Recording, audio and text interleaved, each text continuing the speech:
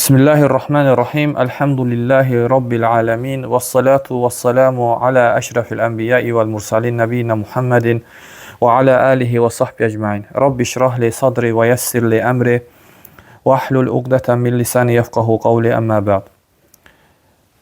İlk növbədə qardaşlar, Allah həmd olsun. Allah Azze ve Celle yenə bizi müvəffəq eləyib oturmağı, Allahın dinini öyrənməyi. Buna görə Rəbbimizə şükürlər olsun. Və yenə də şəri ruqiyyə haqqında dərslərimiz davam eləyir və artıq bu mövzuda 13-cü dərsi başlayırıq. Və bu dərs demək olar ki, əvvəlki dərsimizin ardıdır. Quran və sünnədə gələn müalicə üsulları. Və biz keçən dərsimizdə 4 dənə müalicə üsulunu götürmüşdük. Onlardan birincisi hansı idi? Ən başda olan, ən əsas.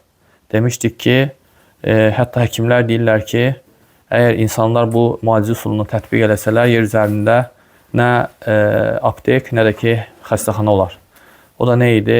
Pəhriz saxlamaq, az qalmaq, yəni kifayət qədər yeməyə fikir vermək, çox yeməmək. Və ikinci bizim danışdığımız mövzu deməli orada təmizlik idi. İnsanın təmizliyə riayət eləməsi, özünü təmiz saxlaması. Və üçüncü orada bizim götürdüyümüz mövzu ətir idi, misk. Misklə müalicə üsullarını öyrəndik orada, xüsusən misklə, müşklə və ətirlənmə ilə. Və dördüncü də götürdük orada bal ilə. Və bugün götürəcəyimiz 5-ci müalicə növü hicamədir. Hicamə nədir? Qan almaqla insanın özünü müalicə eləməsi. Və şeyx buyurur ki, yəni ən gözəl, ən fəzilətli, ən yaxşı müalicə növlərindən biri də insanlar üçün qan aldırmaqla müalicə eləməkdir. Və bunu da doğru söz danışan, həmişə doğru danışan və doğruluğu Allah tərəfindən təsdiq olunan Peyğəmbər sallallahu əleyhi və səlləm bizə, ümmətinə bildirib. Necə ki, Ənəs bin Məlik radiyallahu anh gələn hədisdə Peyğəmbər sallallahu əleyhi və səlləm buyurur ki, müalicə olunmağınız üçün istifadə etdiyiniz ən gözəl şey hicama və dəniz qustudur. Dəniz qustu bir otdur. İnşallah bu ərəb ölkələrində məruf, tanınan bir bitkidir. Və bu hədisdə gördük ki, Peyğəmbər sallallahu əleyhi və səlləm bizə hicamanı nəsihət elədi. Və hicamanın çox böyük faydaları var. Və onun faydalarından zikr edirlər ki, insanı bir çox xəstəliklərdən qoruyur. Qarşıda gələn xəstəliklərdən insanı qoruyur. Necə ki, Peyğəmbər sallallahu əleyhi və səlləm buyurur ki, bir hədisində, hədisi yenə də Ənəs bin Məlik radiyallahu rəvayət eləyir və hədis İmam Tabar rəhməhullah Təhsib əsərində rəvayət eləyir. Təhsib əsər əsərində kitabında rəvayət eləyir və Şeyx Albani hədisi həsənləşdirib və buyurur ki, Peyğəmbər sallallahu əleyhi və səlləm, yəni sizin birinizin bədənində deyir, qan dövranı güclənərsə, qan coşarsa, artarsa, bu zaman deyir, həmin o deməli, siz deyir, öz şeyinizi deyir, o hicama eləyin, yəni hicama ilə özünüzü o qanın dövranını aşağı salın. Çünki deyir, qan bədəndə coşduğu zaman, qan dövranı artdığı zaman o insanı öldürə bilər deyir. Yəni hicama onu aşağı salır, o qanın dövranını stabilləşdirir, yəni ki, aşağı salır. Və həmçinin də hicamanın ümmət üçün faydasını bilmək istəyiriksə, bu hədisi də yəni ki, zikr etmək yerinə düşər. Necə ki, mələklərin Peyğəmbər sallallahu əleyhi və səlləmə hicamanı ümmət üçün tövsiyə eləmələri. Necə ki, Abdullah ibn Məsud radiyallahu anh gələn hədisdə deyir ki, Peyğəmbər sallallahu əleyhi və səlləm Meyrac səfərində, Meyrac nədir? Allah Rəsulü sallallahu əleyhi və səlləmin göyə yüksəlməsi. Məşhur Allah Subhanahu taala o barədə Quranda ayət surə də var, İsra surəsi. Ora getdiyi zaman deyir ki, Meyrac gecəsi hansı mələk toplumunun yanından keçdimsə, hamısı mənə belə deyirdi. Ümmətinə qan aldırmağı əmr elə. Bu hədisi də deməli İmam Tirmizi rəvayət eləyib, Şeyx Albani hədisi səhihləşdirib. Bu da göstərir ki, yəni hicamanın nə qədər böyük faydası var. Və həmçinin də qardaşlar, hicamanın qan aldırmağın bizim əsas mövzumuz nədir? Cin toxunmasıdır, sehirdir, göz dəymədir, həsəddir. Bunların müalicəsində çox böyük faydası var. Hətta yəni ruhiyyə eləyən adam, xüsusən də bu hizamanı yaxşı bacaran adam gəlir həmin xəstələri tez-tez hizam eləsin, təkrar-təkrar hizam eləsin. Bunun nə qədər böyük faydası olduğunu özü görəcək. Yəni həqiqətən, yəni sehir olunan adam, cin toxunan adamın çox böyük faydası var bunun. Çox böyük faydası var ha. Yəni ki, müalicənin tezləşməsində, o adamın tez sağalmasında çox böyük faydaları var. Çünki necə ki Peyğəmbər sallallahu əleyhi və səlləm bir hədisində buyurur ki, həqiqətən şeytan insanın daxilində qanın axdığı yol ilə hərəkət edir. Şeytan insanın daxilində qanın axdığı yolla hərəkət edir. Bu hədisi alimlər iki izah veriblər.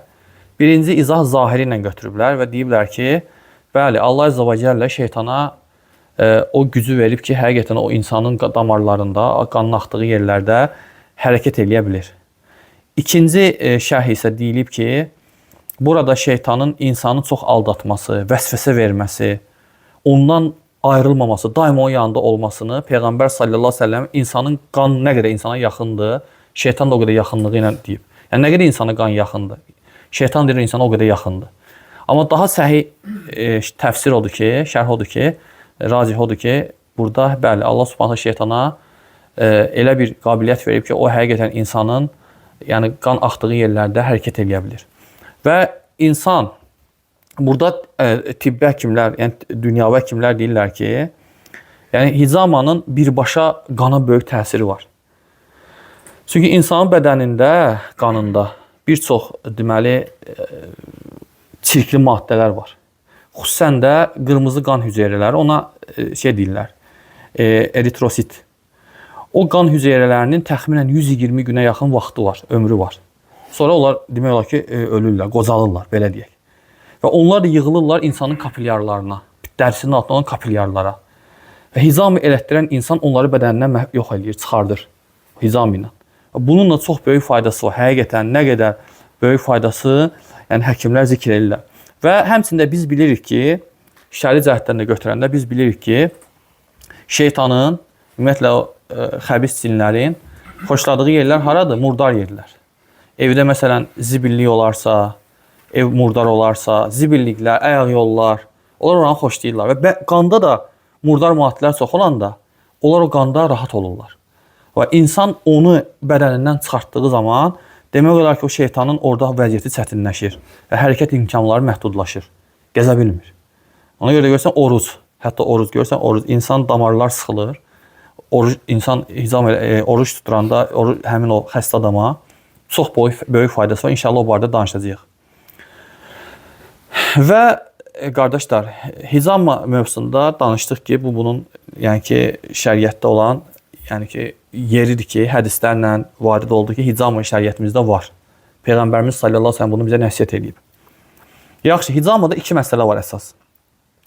Bu məsələlərə diqqət etmək lazımdır. Birinci məsələ düzgün nöqtələrdən hizamanı aldırmaq. Şəriətimizdə bəzi yerlər gəlib. Hansı ki, necə ki, məsələn, Peyğəmbər sallallahu əleyhi və səlləm İmam Tirmizinin öz sünəndə rəvat etdiyi hədisdə Şeyx Albani hədis həsən deyib. Deyir ki, Peyğəmbər sallallahu əleyhi və səlləm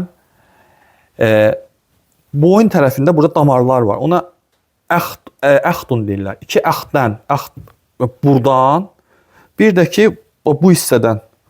Biraz o, yəni ki, boyunla belin bitişiyi yer var ha, bax oradan. İki yerdən hizam aldırardı.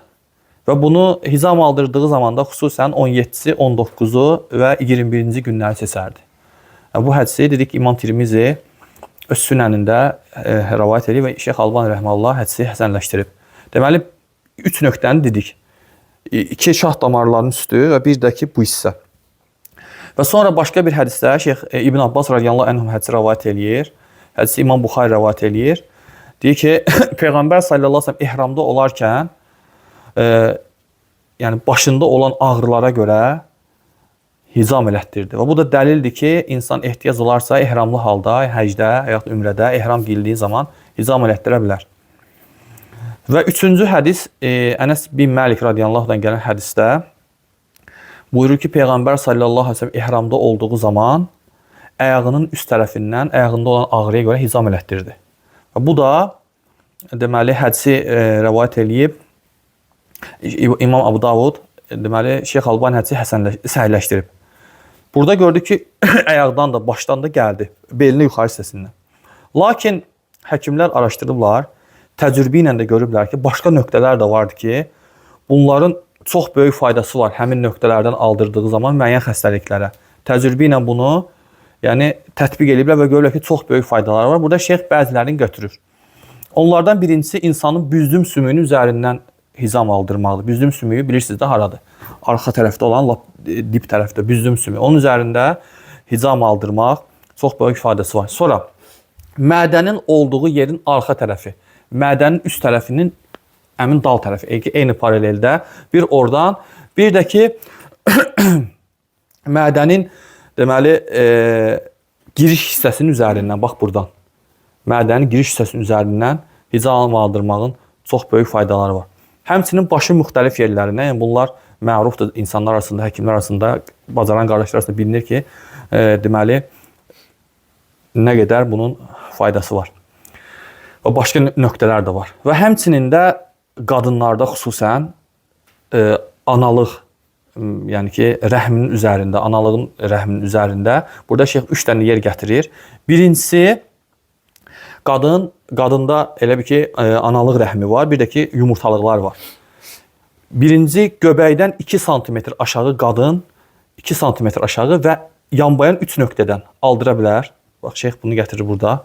Və sonra göbəkdən aşağı həmin o nöqtədən 2 qırağa 2 sm əlavə gətirir. Onlar yumurtalıqların üzəridir. Və bir də ki, arxa tərəfdə büzdüm sümüyünün üzərindən ərəblə 7 forması var da. Bir oradan, sonra da qalxır 2 dənə qıraqlarda bələnçik 7-yə oxşayan. Yəni, bel hissəsində müəyyən nöqtələr var ki, o hissələrdən təcrübə yolundan alimlər zikr eləyirlər. Bu birinci məsələdir ki, hicamada insan diqqət eləyəsi məsələdir ki, insan gərək düzgün nöqtələrdən hicam aldırsın və xüsusən də sünnədə gələn nöqtələr har idi? İnsanın boyun tərəfində olan şah damarlarının üzərində və bir də ki, boynun belə birləşən hissəsində, bədənə birləşən hissəsində. Və ikinci məsələ hicamada, hicam alan insan diqqət eləməsi vacib olan məsələ odur ki, ülgücün kəsiklərini dərinə vurmamalıdır. Çox dərinə vurmamalıdır. Bəzi qardaşlar hələ bir ki, quyu qazıyırlar orada. Ehtiyac yoxdur ona. Orada məqsəd sən nə qədər dərin vurub qanı çıxartmaq deyil orada. Orada müəyyən yüngül şəkildə vurub, yəni onu bacarmaq lazımdır. Çox dərinə vurmağa ehtiyac yoxdur. Peyğəmbər sallallahu əleyhi və səlləm bir hədisdə, Abdullah ibn Abbas radiyallahu anhudan gələn hədisdə Peyğəmbər sallallahu əleyhi və səlləm buyurur ki, 3 şeydə şəfa var. Birinci balda, ikinci hicəmədə və bir də ki, müalicə məqsədi ilə bədənə dağ basmaqda. Və deyib, mən ümmətimə dağ basmağı qadağan edirəm. Bu da onu göstərir ki, bədənə çox əziyyət vermək olmaz müalicə vaxtı. Ona görə şeyx burada buyurur ki, bəzi deyir, hicamə edənlər hicam elətdikləri zaman onun kəsdiyi yerə deyir, hicama cızığı yox, hicama yarası, bıçaq zərbəsi demək olur deyir sanki. Hələ ki, bıçaq zərbəsinə vurulub ora. Çox böyük kəsir deyir, ehtiyac yoxdur. Belə ki, orada deyir, kəsməkdə ifrata varmaq düzgün deyil deyir. Orada yüngül şəkildə vurursan və nə çıxacaq, çıxacaq. Əlhəmdülillah, oradan əgər o çirkli qalmırsansa, zaten çıxacaq. Yoxsa çıxmayacaq. Və deyir, bu çox vaxt deyir, görürsən ki, yəni ki, xəstələrə böyük, yəni ki, ziyan verə bilər, əziyyət verə bilər. Ona görə də bu hicam məsələsində diqqət olunması 2 məsələ var. Birinci, düzgün nöqtələrdən almaq lazımdır. İkinci də, ülgüzü kəsərkən, yəni düzgün şəkildə vurmaq lazımdır. Və 6-cı bizim götürəcəyimiz deməli mövzu müalicə üsulu zəmzəm suyudur. Nədir? Zəmzəm suyu. Zəmzəm suyu qardaşlar, təxminən Kəbə bilirsiniz nədir Kəbə? Kəbədən 20 metr məsafədə yaxınlığında quyudur ora. 20 metr məsafədə və dərinliyi 13,5 metr təxminən quyunun. Oradan Allah Subhanahu taala möcüzəvi şəkildə çıxartdığı bir sudur. Gedənlər o quyunu yəni gedib tapıb baxa bilərlər. O quyudan su çıxır. və bilirsiniz ki, məşhur sudur və Peyğəmbər sallallahu əleyhi və səlləm o suyu mübarək bir su adlandırıb və yer üzərində çıxan ən əfsəl sudur o su. Və onun içməkdə bir çox xəstəliklərin şəfası var. İnsanın aclığını, susuzluğunu aradan qaldıran sudur. Necə ki, bu barədə sahabələrdən, Peyğəmbər sallallahu əleyhi və səlləm sahabələrdən və ümmətin alimlərindən müəyyən, yəni ki, rivayətlər gəlib. Sünnədən İbn Abbas radiyallahu anhuma deyir ki, Peyğəmbər sallallahu əleyhi və səlləm buyurur ki, Zəmzəm suyu yer üzərində ən xeyirli sudur. O azlara qida, xəstələrə dərmandır. Nədir? Aclara qida. Deməli, Zəmzəm suyunu niyyətlə, aclıq niyyəti ilə, yemək niyyətinə içərsənsə, o sənin qarnını doydurar. Və hədisi İmam Təbarani Kəbir əsərində rivayət edib və Şeyx Albani hədisi həsənləşdirib. Və başqa bir hədisdə İbn Abbas radiyallahu anhuma, deməli, sahabədən gələn əsərdir bu. Deyir ki, biz deyir Zəmzəm suyunu şəbbəə adlandırırdıq. Şəbbəə. Şəbbəə nədir? Doyduran.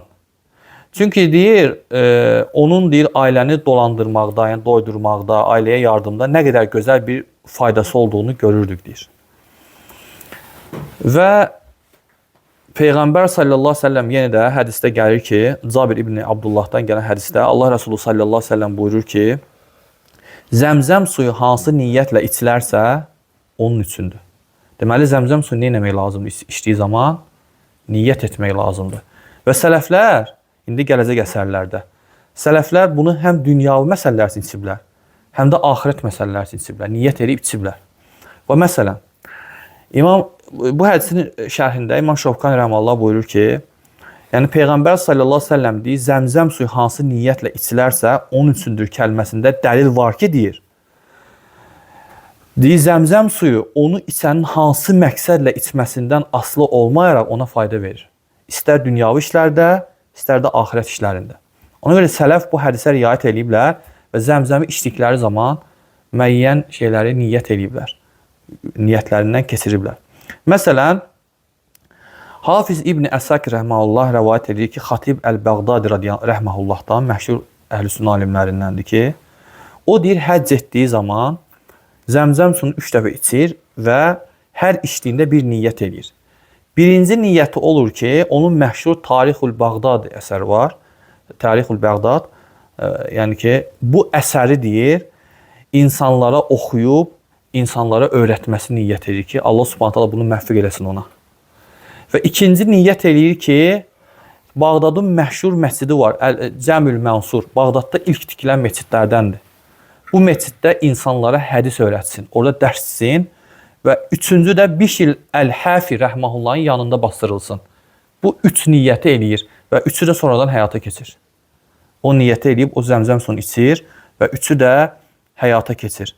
Və həmçinin də İbnül Arabi Əl-Maliki rəhməhullah deyir ki, Hicrətin 489-cu ilində deyir, Zilhiccə ayında deyir, Məkkədə qalırdım deyir. Rəvayət eləyir. Deyir, Zəmzəmi çox içirdim deyir və hər dəfə onu içəndə də deyir, elmdən iman əldə etməyə niyyət edirdim ki, elmim olsun, çoxlu elmim olsun.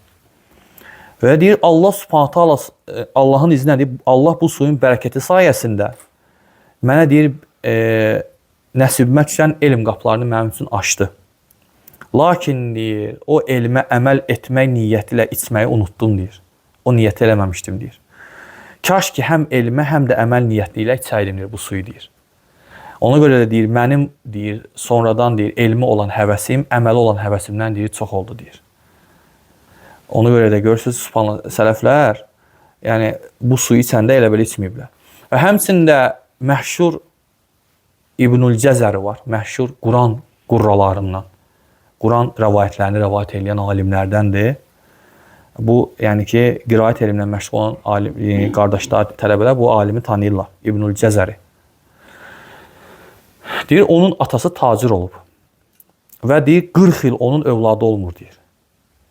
Və deyir, bir gün o deyir, həccə gedir və Zəmzəm suyunu içir və niyyət edir ki, Allah Subhanahu taala ona elm öyrənən, alim olan bir övlad nəsib eləsin, oğul uşağı. Və qaydandan sonra deyir, təravih namazından sonra deyir, Ramazanda onun övladı olur. Həmin bu alim, İbnül Cəzəri, rəhməhullah. Və həmçinin də İbnül Qeym rəhməhullah zikr edir ki, Abdullah ibn Mübarək məşhur əhlüsünnə alimlərindəndir. Ondan zikr edir ki, deyir, həcc etdikdə deyir, yəni Zəmzəm quyusunun yanında dayanardı deyir, hədisi deyərdi. Fikir ver, subhanallah. Görün şeyxin niyyətinə bax, nə içib suyu. Deyir ki, özü hədisi ravilərlə deyərdi. Ravilərlə deyərdi və deyərdi ki, Allahım bizə deyir, İbn-i Əbil Məvali, ondan da Muhammed ibn Mundəkir, ondan da Cabirdən rəvayət olunan hədisdə bizim Peyğəmbərimiz belə buyurmuşdur ki, Zəmzəm suyu hansı niyyətlə içilərsə, o niyyət üçün fayda verər. Bunu deyirdi və sonra deyir ki, mən isə qiyamət günü susuzluğumu aradan qaldırmağım üçün bu suyu içirəm. Subhanallah, fikir verin. Hansı niyyətini içib, qiyamət o susuzluqdan mənə qoru ya Rəbbi. Bu suyu o niyyətini içərdi. Və həmçinin də İbn Qeym Rəhməllah deyir ki, mən deyir, özüm sonra deyir, bunları hamısını Zəd-ül Məəd əsərində rəvayət edir. Məşhur əsəri var İbn Qeymin. Çox əzəmətli bir əsərdir. Allah Rəsulünün həyatından yazılan ən əzəmətli əsərlərdən də o əsər. Deyir ki, mən özüm də deyir, sonradan deyir və başqaları da Zəmzəm suyunda şəfa axtarmaq üçün bu suyu içirdik deyir və onun deyir, çox əzəmətli deyir, faydasını görürdük deyir. Deyir, mən onun vasitəsilə deyir, neçə xəstəliklərdən deyir, Allahın izlə şəfa tapdım deyir.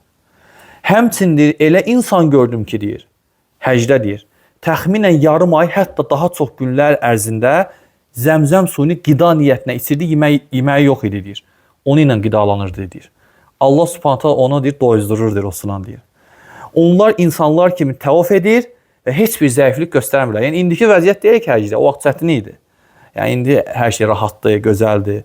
Yemək tapmaq, hər şey nemətlər içindələr. Hələ gələnlər var ki, şikayət edirlər bəzən. Allah islah eləsin. O vaxt çox çətin olub. Kondisioner olmayıb, miniklər olmayıb, üstü örtülü olmayıb, Məkkə, Kəbə. Çox çətin olub. Allah Subhanahu cürünə müvəffəq edib yəni ki, o eləməyi. Və deyir, həmin adamların deyir, hətta deyir, yarım ay deyir, necə deyir, təvaf elədiklərini gördüm. Hətta mənə həmin şəxs xəbər verdi ki, bir nəfər ki, 40 gün belə yalnız Zəmzəm suyu yəni qidalanıb qalırdım deyir. Hətta oruç tuturdum deyir bununla deyir. Hətta dəfələrlə təvaf eləyirdim deyir. Subhanallah, bu suyu içib o niyyətlə. Və həmçinin də Zəmzəm suyu təkcə yəni ki, içmək üçün gəlməyib. Həmçinin də yəni, xəstə olan adamın üzərində niyyət edib o suyu tökmək də şəriətimizdə gəlib. Necə ki, Ayşə radiyallahu anhadan gəlir ki, o deyir, özü ilə deyir, bir qabda Zəmzəm suyu daşıyardı həmişə bir yerə gedəndə və deyərdi ki, Peyğəmbər sallallahu aleyhi ve sellem də bir qab götürərdi, dərdin olab qabı, o suyu onun içində saxlayardı və onu xəstələrin üzərinə tökərdi və həmçinin də onu onlara içizdirərdi.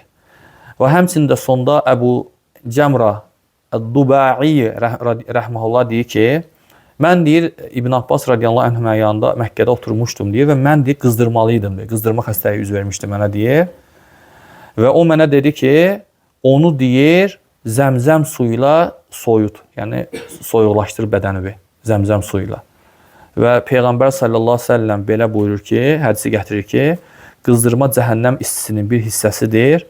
Odur ki, onu su ilə soydun və yaxud da Zəmzəm suyuyla soydun. Allahdan istəyirəm ki, Allah Azze və Cəllə bizə işli faydalardan eləsin.